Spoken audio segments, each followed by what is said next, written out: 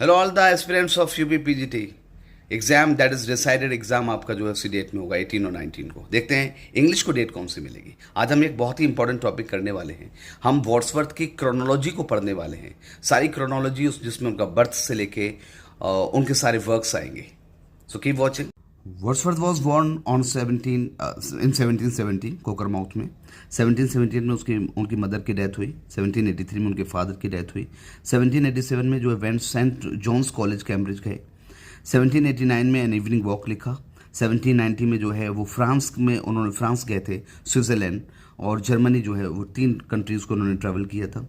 And 1791 में graduate हुए और फिर वो फ्रांस गए। फ्रांस में उनकी मुलाकात हुई एनेट वैलेंस से, और एनेट वैलेंस के साथ उनका लव अफेयर हुआ, जिससे उनकी बेटी हुई। 1792 में जो है उनकी बेटी हुई, जिसका नाम रखा कैरोलिन। एंड देन 1793 में वो रिटर्न हुए, इंग्लैंड को वापस आ गए, और वहाँ पर जो ये इंग्लैंड का और फ्रांस का वॉर था, इस वजह से वापस नहीं जा पाए फ्रांस, और इसी बीच में उन्होंने डिस्क्रिप्टिव स्केचेस को लिखा एंड पब्लिश हुआ। 1794 में रियूनाइटेड विद डोरथी के साथ आए।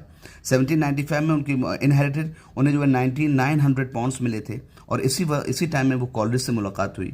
एंड 1797 में William and his sister Dorothy move to Alfoxden जो है, जहाँ पे नियर जो है कॉलरिज के घर के पास था, वहाँ गए।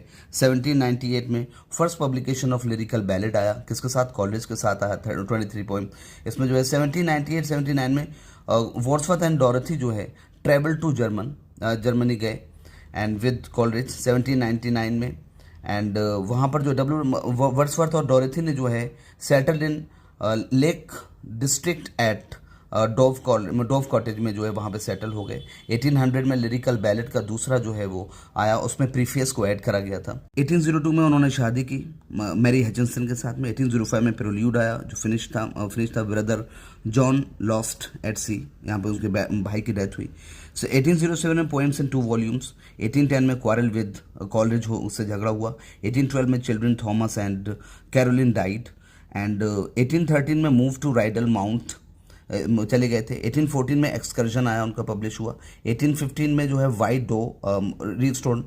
एंड 1819 में जो है पीटर बेल एंड द नेगरर। And in 1820 VR7 and the river Duddon आया।